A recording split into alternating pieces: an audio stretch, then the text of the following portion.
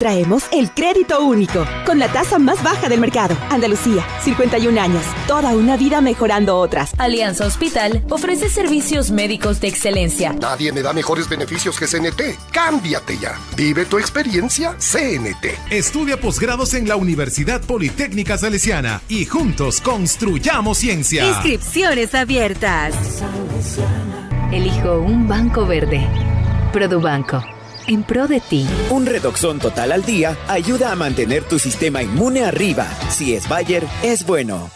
A partir de este momento, Exa FM, Democracia AM y Democracia TV presentan el programa de información y análisis más influyente de la radio. La revista de opinión Democracia.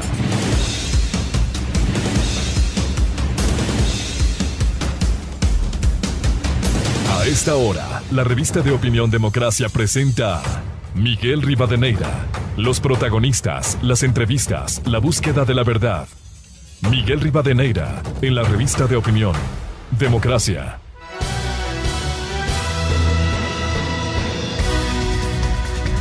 Seis con 33 minutos en el territorio continental ecuatoriano. Un saludo cordial y afectuoso a los seguidores de la revista de opinión Democracia este jueves 30 de septiembre del 2021. Ni recordar lo que fue hace 11 años, ese 30S, cuando el presidente de entonces fue a meterse en el regimiento Quito número 1 y allí están las consecuencias. Después se habló tanta barbaridad como un presunto secuestro que nunca hubo. Nos preocupa y vamos a abordar esta mañana tres temas de palpitante interés en la coyuntura. La situación carcelaria, que sigue siendo una gran pesadilla para el Estado ecuatoriano, pese a los esfuerzos y a los recursos que día a día hace el actual gobierno del presidente Lasso. Lo otro, la politiquería en la Asamblea Nacional. Anoche, por 5-2, se resolvió devolver el proyecto urgente en materia económica del Ejecutivo, que pretende buscar soluciones a la crisis de empleo con algunas medidas como la reforma tributaria. Y la tercera, la justicia cuestionada en el Ecuador. Tengo en mis manos el dictamen de la Corte Constitucional, tiene 41 páginas. Lo principal está entre las páginas 40 y 41, que da cuenta de poner fin al caso de la alcaldía de Quito. Ya era hora. Destaquemos desde lo positivo que la Corte Constitucional se adelantó virtualmente. Tenía 30 días para pronunciarse. La jueza ponente Carla Andrade presentó el viernes pasado y hubo agilidad, hay que destacar. Pero lo que señala para el registro histórico, la Corte Constitucional demuestra lo que está viviendo la justicia ecuatoriana. Cierto es, y partamos de un hecho, la Corte Constitucional, la actual, una corte distinguida, una corte destacada, con magistrados respetables, cometió un error. Y de esto lo han admitido algunos magistrados de la propia Corte Constitucional cuando cambió el tema del error inexcusable. Cierto es que en el gobierno nefasto de Correa se abusó con el error inexcusable. Juez que no era correísta o ayudaba al correísmo, a la Revolución Ciudadana, error inexcusable y afuera. Así se sacó a centenares de operadores de justicia. Pero se fue al otro extremo. La Corte Constitucional determinó que hoy, para procesar por error inexcusable, tiene que ser un juez superior. Y eso realmente ha enredado al sistema de la justicia ecuatoriana.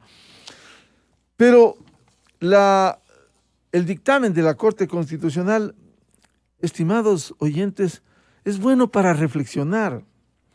Dice, por ejemplo, se acepta la acción extraordinaria de protección presentada por el hoy alcalde que retorna al puesto, el doctor Santiago Guarderas. Segundo, declarar la sentencia dictada por la jueza Domínguez, que vulneró el derecho a la seguridad jurídica y el debido proceso. Esa jueza que acogió luego de un proceso presuntamente irregular en el sorteo y que ayudó al alcalde que ha dejado el cargo. Esta jueza está procesada penalmente y tiene que responder por sus actos. Luego el dictamen de la Corte declara que la sentencia dictada por la Sala Especializada de lo Civil y Mercantil de la Corte Provincial, al menos con el pronunciamiento de 2 de los 3 jueces, vulneró el derecho al debido proceso. Segundo paso que señala la Corte por las irregularidades en la administración de justicia. Por ello, como medidas de reparación, la Corte deja sin efecto las sentencias dictadas por la jueza Domínguez y los 2 de los 3 jueces de la Corte Provincial de Pichincha. En su lugar, desestima la acción del alcalde saliente, niega la solicitud de error inexcusable. Aquí está lo que la Corte Constitucional dejó sentado jurisprudencia. Y como garantía de no repetición, se ordena, esto es importante, que el Consejo de la Judicatura difunda esta sentencia por correo electrónico a todos los jueces y juezas que conocen garantías jurisdiccionales en el plazo de 3 meses. Hay que decir a todos los operadores de justicia, a los jueces y juezas, no abusen del derecho, no abusen de un recurso constitucional como es la acción de protección, no abusen del tema de los derechos, echando abajo dictámenes de última instancia que vergonzosamente el Tribunal Contencioso Electoral no pudo sostener. Llegó al pronunciamiento de su presidente de decir, ya se ejecutó, cuando en la práctica era otra la realidad. El otro pronunciamiento de la Corte Constitucional dice, pone en conocimiento del Consejo de la Judicatura y la Fiscalía General el expediente de la presente causa para que investiguen y determinen la existencia de responsabilidades respecto de la irregularidad en la realización del sorteo de la presente causa. El Consejo de la Judicatura tiene su obligación, la Fiscalía General está procesando a la jueza, porque esto no puede pasarse por alto. Basta ya del abuso del derecho, basta ya del abuso de las acciones de protección. Finalmente, la Corte dispone que el Consejo de la Judicatura adopte medidas estructurales que permitan corregir y evitar este tipo de irregularidades y malas prácticas. Dice que evite este tipo de irregularidades en la función judicial y malas prácticas dentro de los sorteos de garantías constitucionales. Aquí está el dictamen para que el país procese y ojalá se enrumbe, retome su cauce la justicia ecuatoriana y los jueces y juezas dejen de abusar del derecho. Bien por esta Corte Constitucional, a diferencia de la Corte Cervecera, que dejó mucho que desear en el pasado. Vamos al tema de las cárceles, que constituye, estimados oyentes, un horror. Pese a los esfuerzos, el trabajo denodado que hay que reconocer que ha emprendido el gobierno del presidente Guillermo Lasso Mendoza, los recursos que está entregando en una tarea que empezara en forma firme el coronel Fausto Cobo, que ya no está en la SNAI, en el sistema penitenciario, pero es tremendo y terrible, que es un reflejo lo que pasa en las cárceles de lo que sucede en la sociedad ecuatoriana, que hay mucha violencia. Para abordar este tema precisamente, queremos dar la cordial bienvenida al doctor Daniel Pontón, catedrático, y al periodista de investigación de Código Vidrio, Arturo Torres. Ayer nomás veíamos la presentación de un video que nos ilustraba, Arturo, la situación de las cárceles en el país. Muy evidente lo que está ocurriendo. Precisamente, Arturo, muy buen día. Bueno, de las investigaciones y de la realidad que ocurre, esto inédito que ha ocurrido en el Ecuador, ayer más de 100 fallecidos, además de los 80 que hubo a comienzos de este año. ¿Qué está reflejando el sistema carcelario en estas condiciones? No hay manera de controlar el sistema carcelario. Arturo, muy buen día. Muy buen día, Miguel. Muchas gracias por la entrevista. Igual saludos cordiales a Daniel, que es el que realmente mucho más sabe sobre este tema y lo ha investigado durante tanto tiempo. Bueno, la verdad es que los diagnósticos se han hecho reiterativamente, porque no olvidemos que en lo que va del año ya van por lo menos más de 200 muertes en las prisiones por estos amotinamientos violentos, estos enfrentamientos también que existen dentro de las prisiones. Pero llama la atención, sin embargo, que hasta ahora no podemos conocer ni sean efectivos protocolos para prevenir amotinamientos y restablecer efectivamente la seguridad, ¿no es cierto? O sea, no sé por qué. Evidentemente este es un problema que no se va a resolver del día, de la noche a la mañana, va a tomar mucho tiempo porque es a la vez el resultado de un sistema que es un fracaso. Ya vemos cómo se convirtieron a los centros de detención en bodegas de seres humanos, con estos megacentros que básicamente lo que hicieron es generar muchos más conflictos en los centros de detención, carcelarios. Entonces me parece que tampoco es que se está atendiendo el problema de manera integral, transversal. La solución que se da hasta este momento, básicamente policializando los centros, militarizando los filtros exteriores, no da resultados, las emergencias tampoco, los estados de excepción tampoco, porque básicamente el enfoque es muy puntual, ¿no es cierto? No se busca atacar las raíces del problema, que tiene que ver, como también se ha analizado, con problemas sociales, ¿no es cierto? La gente que consume, pequeños consumidores, llenan las cárceles del país y ellos tienen que buscar filiación muchas veces en las bandas o protección para sobrevivir, ¿no es cierto? Entonces es un esquema muy perverso que básicamente lo que hace es incumplir todos los parámetros que ya varias veces la Comisión Interamericana de Derechos Humanos ha observado al Ecuador por este problema, y sin embargo el Estado ha sido incapaz de abordarlo, como decía yo, de una manera mucho más transversal. No se entiende cómo siguen ingresando indiscriminadamente ese tipo de armas, ¿no es cierto? Armas, granadas. Ya vimos hace unos 2 o 3 meses cómo se capturaban permanentemente todo este tipo de dispositivos en los ingresos, pero el último mes no se ha conocido mucho sobre capturas de este armamento, ¿no es cierto? Armamento pesado que básicamente ahora está siendo utilizado para generar este terror. Pero a mí lo que más me preocupa es la señal que se está dando desde dentro de las cárceles hacia afuera, es decir, el Estado no está en control. Y evidentemente sobre esto hay muchas cosas que hacer en el tema preventivo. Como decía, no se ven soluciones. Obviamente esto es a mediano y largo plazo, pero las medidas urgentes no están dando resultados, nos están dando las señales de que precisamente se está abordando el problema desde una manera parcial, y la gente de la policía está agotada, está saturada con esto, porque básicamente la policía está conteniendo un problema que nace en las calles por el consumo excesivo, por el microtráfico, ¿no es cierto? En Guayaquil ocurren fenómenos que confluyen ahí directamente. No tenemos el ala preventiva, no hay un tratamiento de salud, como el tema del microtráfico como un tema también de salud pública.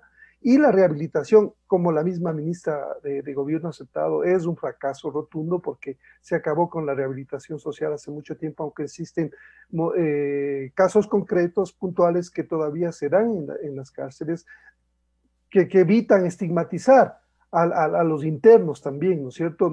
Eso también es importante, discriminar. No es un tema básicamente de estigmatizar a quienes están detenidos, porque son ellos absolutamente, además, están en absoluta indefensión, y el Estado tiene el papel de garantizar la vida, la seguridad y la integridad de los internos en los centros de detención. Bienvenido al doctor Daniel Pontón, catedrático e investigador. Como bien señala Arturo Torres, las emergencias no han dado salida, no le queda otra cosa al ejecutivo de turno. Recuerdo que en diciembre del 2007, no había cumplido ni un año de administración en ese nefasto gobierno, se declaró por primera vez la emergencia. ¿Y cuál fue el resultado? Establecer cárceles incluso sin los servicios básicos, como el de la Tacunga, sin el informe positivo de la ubicación Es decir, esta ha sido una cadena de problemas. Quisiera ilustrar, antes de darle la palabra a Daniel Pontón, lo que el presidente Guillermo Lasso declarara ayer, precisamente la nueva emergencia. Los saldos al momento nos dicen que hay 116 fallecidos y cerca de 80 heridos.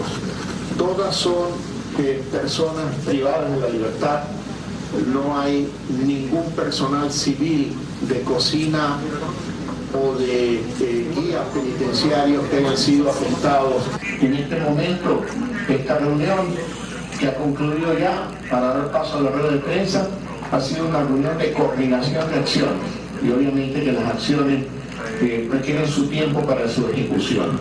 No tenemos una alerta específica sobre otros centros penitenciarios, pero es previsible que si esto ha sucedido en la penitenciaría del Litoral y hace 1 año o 2 años atrás sucedió en varios centros penitenciarios al mismo tiempo, ese antecedente nos lleva a tomar todas las precauciones para evitar que esto se repita en otros centros penitenciarios. Eso dijo el presidente Guillermo Lasso. Daniel Pontón, ¿cómo atacar las raíces del problema e ir enfrentando y lo que es urgente, controlar el sistema carcelario ecuatoriano? Buen día, Daniel. Hola, Miguel. Buenos días. Un saludo fraterno igual a Arturo. Voy un poco a contestar la pregunta que hizo a Arturo para un poco contestar su pregunta. Yo no creo que el problema en las cárceles no tenga solución. Partamos de eso. Y es simple. Uno mire la realidad en otros lados. O sea, yo no creo que el espectro del sistema carcelario ecuatoriano estructuralmente sea muy distinto a otro tipo de realidades, ¿sí?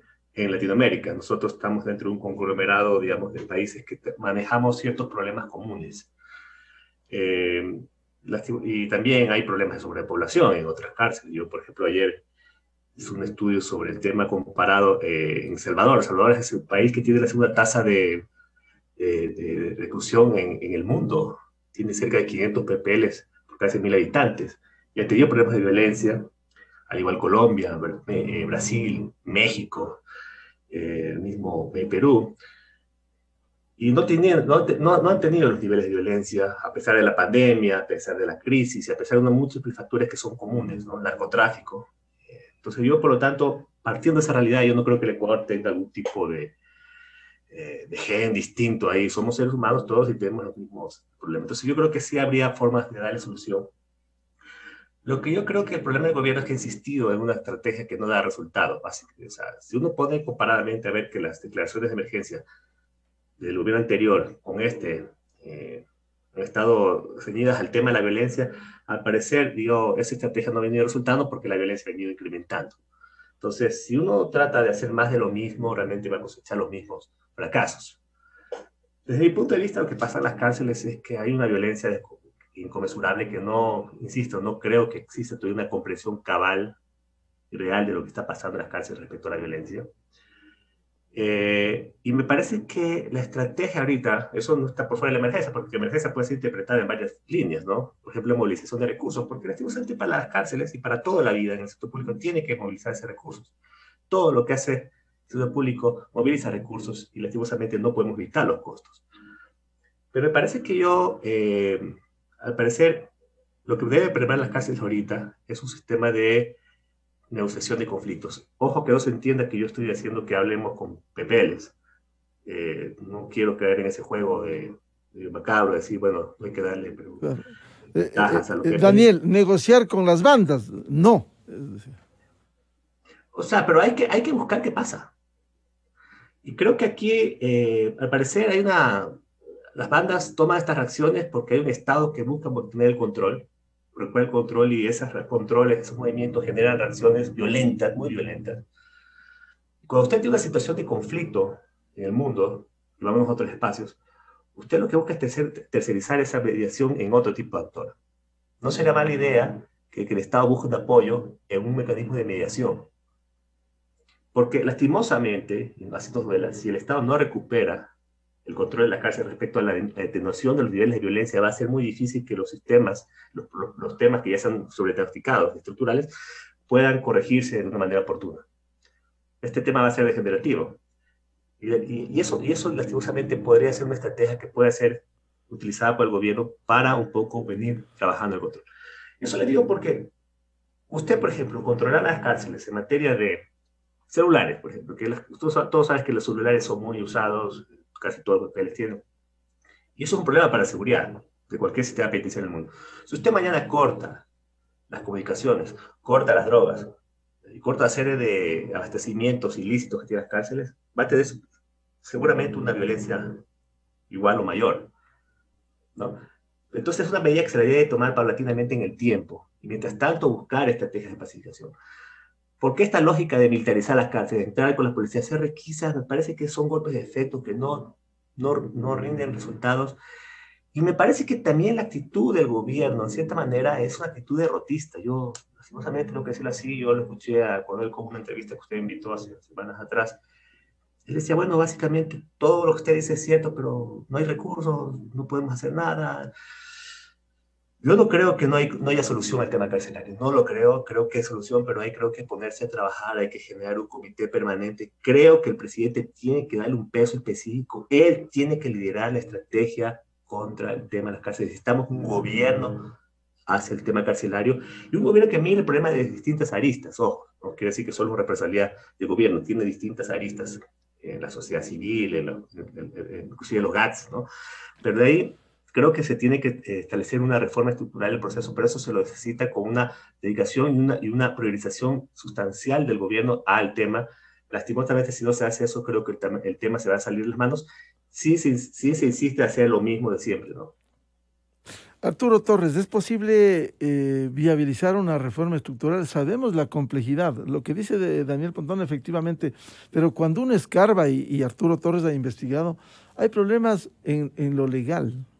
Esa división entre SNAI y la Secretaría de Derechos Humanos. Es decir, aquí hay diversas cabezas, lastimosamente no se ha podido avanzar en esto. ¿Cómo afrontar? ¿Es posible iniciar una reforma estructural? ¿Usted cree en la mediación que pudiera darse como plantea Daniel?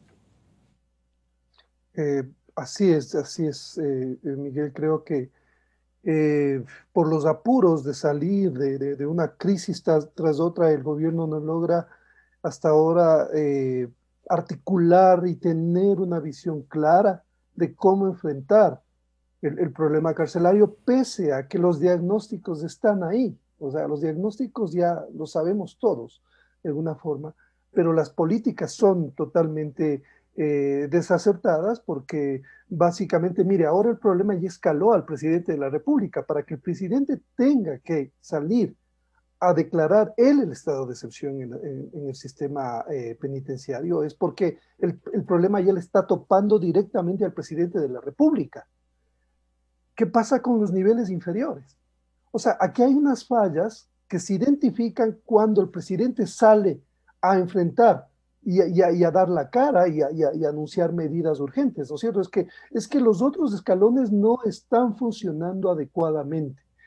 El resto de autoridades que tiene que cumplir su trabajo no lo está haciendo y no están de alguna forma tejiendo una estrategia conjunta como para entender cómo enfrentar un problema que tiene muchísimas aristas, pero evidentemente se necesita tener un plan que nos explique qué es lo que quiere hacer el gobierno con el sistema penitenciario, qué va a hacer con la rehabilitación. O sea, lastimosamente estas no son decisiones que pueden esperar mucho tiempo, pero lo que necesitamos son señales claras de que hay una estrategia que va más allá de lo episódico, ¿no es cierto? Como bien acaba de mencionar Daniel, no se ve una estrategia por lo menos creativa que nos diga vamos a hacer las cosas de forma diferente. Estamos repitiendo los mismos errores, no podemos, o sea, hay particularidades en el problema carcelario ecuatoriano que deben ser abordadas de esa forma, pero además a nivel técnico y científico, con datos reales, mapear exactamente cuáles son, hasta dónde llega la influencia, por ejemplo, ya de una manera técnica, profesional, investigaciones desde la fiscalía, con inteligencia que puedan establecer cuáles son los patrones en los cuales se desatan estas matanzas al interior, los conflictos que se están dando cómo están relacionados en la calle con el microtráfico, con el macrotráfico, las organizaciones cómo operan, estas cadenas y estas redes que facilitan el tráfico de armamento, de todo tipo de instrumentos dentro de las cárceles, no solamente por las puertas centrales, sino por los muros exteriores. La corrupción que ha permeado el sistema se evidencia una vez más. Entonces, si es que no aborda, por ejemplo, el gobierno el tema de la corrupción sistémica en el sistema de rehabilitación, entre la policía que también está en los centros e incluso entre los militares. Nosotros hemos visto videos permanentes, fotografías de uniformados, de funcionarios, de guías, que son parte de estas redes criminales, ¿no es cierto?, que facilitan todo este tema. Claro, Entonces, fue procesado Arturo, un sargento de Fuerzas Armadas que estaba pretendiendo ingresar a la cárcel con armamento y droga. Claro, así es. Recientemente, creo que fue eso hace un mes más o menos, pero esto es reiterativo, o sea, esto vemos todo el tiempo y básicamente lo triste es que se vuelve parte del paisaje y no vemos una solución al problema, como decía, de manera efectiva. No hay una articulación todavía, creo que debería haber una articulación eficaz de inteligencia, porque básicamente el gobierno sigue reaccionando, esto es lo triste. Claro. Seguimos reaccionando a los hechos violentos en las cárceles y no tenemos posibilidad de prevenir esta violencia, de anticiparnos, y eso se llama inteligencia.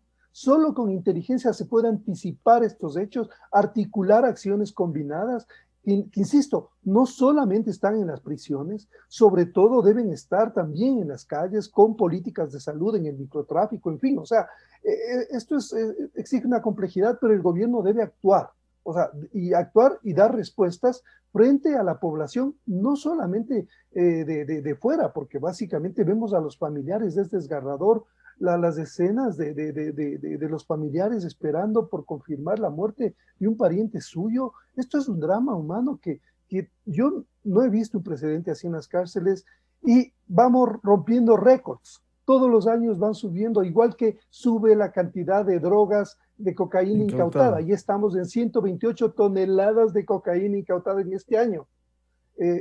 Miguel, es impresionante. Son fenómenos que son conexos y, como decía, hay que investigar a fondo, tienen que darnos datos las autoridades del gobierno para entender y, a partir de un diagnóstico real de este fenómeno, poder emprender desde el gobierno medidas oportunas y eficaces.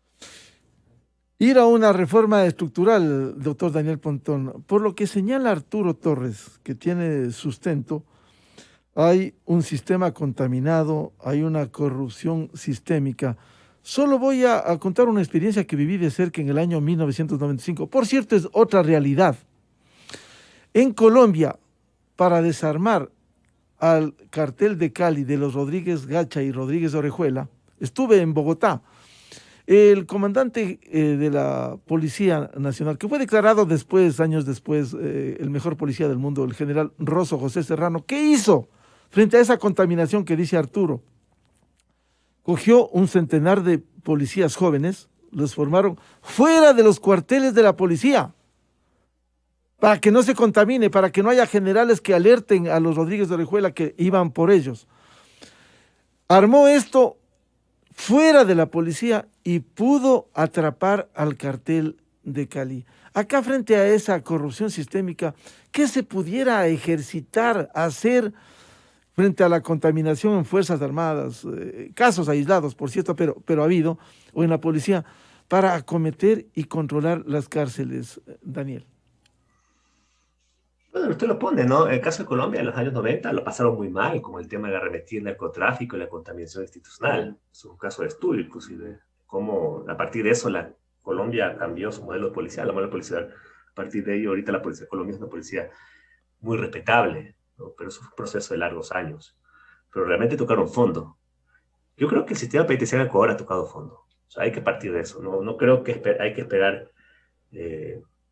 tocar más fondo. O sea, yo creo que ese es el problema, que ya nos acostumbramos a tocar fondo, entonces ya el fondo se hace como interminable y podemos esperar lo peor. Yo creo que hay que darle hay que poner un punto de quiebre en esto. Y me parece que esa estrategia que, por ejemplo, puede ser interesante, lo que tomó este general Serrano, trabajar con cuerpo paralelo, no contaminado, podría darse una. Pero eso también implica tiempo y algunos tipos de recursos. Por ejemplo, usted crear un grupo de un puñado de gente, de custodios de extremadamente confiabilidad, etcétera, puede ser una alternativa, ¿no? Lastimosamente el cuerpo de guías penitenciarios es un cuerpo muy reducido, hablamos de 1000 y pico, muy no sé dónde va a sacar ese recurso. Habrá que ver si se hace una mixtura entre gente de la policía o gente civil que tenga un tipo de preparación para hacerlo.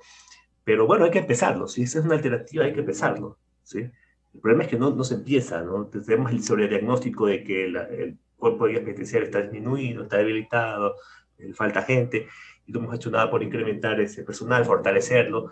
Hay alternativa de crear un nuevo cuerpo. Yo lo he escuchado al coronel Paz Niño hace rato decir, bueno, hay que crear un nuevo cuerpo porque este está contaminado, este no sirve. Bueno, es una tarea viable, por ejemplo, ¿no? De pronto puede ser interesante plantearlo así, pero hay que empezar, y esto se lo corrige la noche a la mañana, porque estamos hablando ya de correctivos a nivel institucional, ¿no? Entonces, ahí yo creo que hay que tomar unas medidas en su distinta proporción, pero básicamente, insisto, el problema actualmente que tiene las cárceles es esta extrema violencia. Yo inclusive sugeriría en este juego de hacer qué hacer en este momento, me parece que no se están tomando las medidas administrativas de las cárceles. Me sorprendió ya la violencia en las cárceles de Guayaquil respecto a este tema del pabellón, ¿no? Un aniquilamiento de un pabellón, ¿no?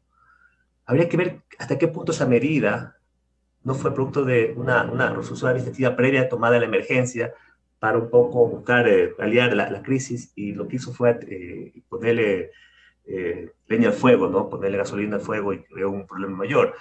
Porque parece que esa lógica es términos cuando existe una rivalidad tan consumada que hacerlos coexistir en el mismo espacio puede ser una medida terriblemente negativa y muy mal pensada. Porque no se justifica un alquilamiento. O sea, ahí estamos ya hablando de que si existiera complicidad de alguien, de algún funcionario del Estado en esa lógica, ahí hay temas de lesa humanidad, ¿no? Porque hay un aniquilamiento sistemático, hay un genocidio. Eso es muy fuerte, es muy fuerte. Y bueno, gracias a Dios la violencia se concentró en la cárcel de Guayaquil, no se contaminó otras cárceles, pero bueno, esperemos que eso no suceda o que las cosas se vayan focalizando solo en la cárcel de Guayaquil. Pero yo personalmente, insisto, no creo que todavía existe una comprensión cabal de lo que está pasando, básicamente porque las estrategias del Estado de articulación con los PPLs no existen. La paz en las cárceles se la va a construir con la población penitenciaria. No podemos construir una paz externa a ellos. Lastimosamente es así. La paz, los mismos PPLs pueden tener mecanismos de autorregulación interna que les permite evitar la violencia. Los seres humanos, por lo general, nos gusta la paz, ¿no? Y eso es algo que yo lo he aprendido mucho en los estudios de paz. Y para eso se necesita construir, hay que generar mecanismos de construcción de la paz. Entonces, hay que pacificar las cárceles bajo herramientas de negociación y de trabajo con las personas que están ahí recluidas, que básicamente se atiendan también ciertas demandas que a veces son legítimas, ¿no? Habría que entender también esa dimensión. Bien, yo creo que el mensaje que nos han dejado Arturo Torres y Daniel Pontón, seguiremos hablando de esto. Hay que empezar esa reforma en las cárceles. No se pueden seguir con medidas parche cuando no se ha podido ni siquiera controlar el sistema carcelario. Seguiremos hablando de este drama que refleja el sistema carcelario, de manera especial lo que ha ocurrido en Guayaquil, de manera reincidente. Seguiremos hablando de esto. Arturo Torres, de Código Vidrio, y Daniel Pontón, catedrático e investigador. Muchas gracias por los aportes e ilustración que nos han dado esta mañana. Muy buen día. Gracias, saludos, chao. Buen día, gracias. Gracias, Arturo. 7:06 en el territorio continental ecuatoriano, pausa publicitaria, y vamos a dialogar con el constitucionalista doctor Rafael Ollarte. Vamos a hablar de inmediato con el doctor Rafael Ollarte, porque